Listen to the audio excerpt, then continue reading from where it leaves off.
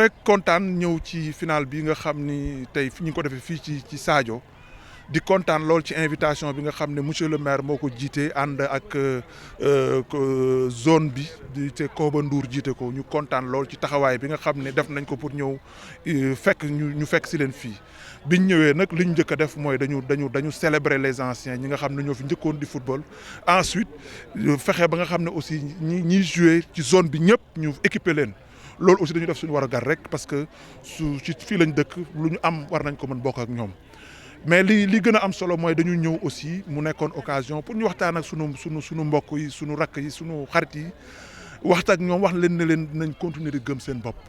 parce que dëkk Sadio wala nga dëkk ci village te réewul nga war a gëm sa bopp parce que am nañ ay exemples yoo xam ne mën nañ ko jël l'enfant de Ndoulouh Madji le président de la République. doomu baykat la woon doomu paysan la jaar fu difficile mais terewul tey moo nekk jiite réew mi yëpp te loolu jombul fii kenn jombul doomu dëkk bi jombul doomu village yi en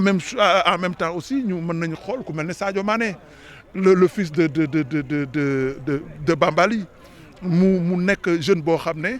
parti de néant moom aussi góorgóorlu ba tey il fait partie des 5 meilleurs joueurs du monde nekk la fierté non seulement du Sénégal mais de tout du continent africain loolu nag dañ ko ñëwoon pour montrer la jeunesse en exemple ni wax leen ni leen loolu am ngeen exemple da ngeen di gëm seen bopp ci lépp fànn bu leen mën a nekk si vous êtes un menuisier soyez-en le meilleur si vous êtes un forgeron soyez-en le meilleur looy def ngeen fexe ci nekk challenger fekk ba nekk ci le meilleur te loolu bu ñu ko defee incha allahu rabbi lu ñu war ci réew mi lu ñu war ci terroir bi dinañ ko def mu nekk beneen aussi mu nekkoon benn occasion aussi pour ñu attirer xale yi attention xale yi ci Jeux olympiques de 2022 di wax xale yi ne leen Jeux olympiques 2022 yi ñuy dégg du Jeux olympiques de Dakar du Jeux olympiques de Mbour du Jeux olympiques de Diamniadio Jeux olympiques la yoo xam ne Sénégal moo koy organiser kon ku ne war nga ci bay sa waar surtout nag jeunesse may fàttali monsieur le maire yi ñoom ñëpp di leen gën a xiirtal ñu jàppale xale yi jàppale leen ndaw ñu gën a continuer góorgóorlu ba Jeux olympiques boobu ñu wane ci suñu bopp fi ñuy tàmbalee nag bay ci sa wewu tànk mooy fexe ba ñun suñu dëkk bi même bu fekkee ne gan ñi duñ leen indi Sadio aussi ñun ñu fexe ba balaa 2022 ñu fexe ba suñu dëkk bi ñu bale ko fu mbalit nekk ñu tonni ko fexe ba dëkk bi am jëmm ju bees te loolu aussi defe naa ne war loolu nañ ko suñu bopp mais aussi engagement lañ ko war a defal góorgóorlu ba nga xam ne li ñu war lépp danañ ko def ngir yàlla ba nga xam ne incha allah rabbi danañ taxaw ci jeu bi taxaw ci niñ ci war a taxawee te loolu ñun ñëpp la war. waaw loolu li ma ci mën a dellu si rek mooy ne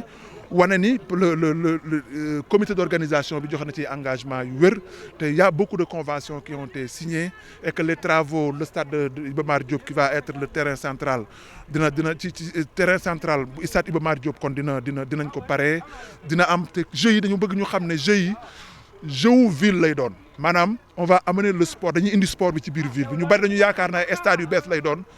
dina am ay stades yu bees dina am ay infrastructures yu bees dina am ay piscines yu bees mais li ëpp solo ci jeux yi muy daw bi muy tëb bi muy basket bi lépp ci biir Dakar lañ ko defee ci mbedd yi lañ koy defee donc il faut que nit ñi comprendre aussi du nekk ay stades yu sori yu kii yooyu mais c'est jeux yi dañ koy indi ci biir population dañ koy intérioriser indi ko ci biir population bi te loolu disposition yi ñu war a jël dañ ko jël li nga xam ne daal moom laa bëgg a fàttali jeunesse su Sénégal jeunesse su réew mi yëpp ñu xam ne jeux yi thème la boo xam ne dañ ko war a utiliser pour pareel suñu réew pour bale suñu réew pour am citoyenneté bu bees pour am taxawaay bu bees ba nga xam ne bu ëllëgee bu jeux yi jeexee danañ mën ne jeux yi kat ñëw nañ fi dem nañ waaye bàyyi nañ fi lii bàyyi nañ fi jikko ji bàyyi nañ fi dëkk bu set bàyyi nañ fi taxawaay bu set bàyyi nañ fi taxawaay boo xam ne ku ñu mën a dem naw ñu. waaw loolu daal li ma ci mën a wax rek mooy am réew boo ko yoree aussi il faut que ay ajustement di am ajustement mooy ngay xool di defaraat toogin bi par rapport li xew ci àdduna bi mooy tey dem nañ pétrole yokku na dollar bi yokku na donc il faut que mu am fenn fu mu feeñ loolu nag président de la république dafa waroon tànn entre fexe ba électricité bañ a yokku wala programme am bi mu tuddee l'électrification universelle mu bàyyi ko te ñun nag en tant que kaw-kaw doom de kaw-kaw fils kaw-kaw dëkk ci àll bi ñun ñii suñuy dëkk yi toll ne Banan dëkk Kambel Ngaraaf ay Gayna ak ay Njolofeen boo fa ñëwee di leen wax naan électricité day yokk ñoom danaan la duñ la faale ñoom dañ lay wax ne ñun électricité lañ bëgg d'abord. donc ñun suñ taxawaay mooy nañ fexe ñun ba ñun àll bi ñun ñu am électricité ñun tamit ci lañ bokk parce que aussi il serait un peu égoïste ku ne di xalaat sa bopp rek fàtte ñeneen ñi parce que booy wax naan ñu ngi may yokkal te ñay sa nawle boo xam ne gënoo ko ndey gënoo ko bàyyi gënoo ko ci bëkk dëkk ci réew mi amagul électricité loolu aussi la ñu war a mën a def ba ñooñu am defe naa ne mooy priorité que ñuy seet nu ñu def mais nag nañu xam ne président aussi il ne l'a pas fait c'est un président social. C'est un président très social te def naa ne ci mbirum social def na ci loo xam ne nit mën nañ teg leen loxo mais li nga xam ne lii jamono ji moo ko imposé mais war nañ ci góorgóorlu ba fexe ba ñëpp am.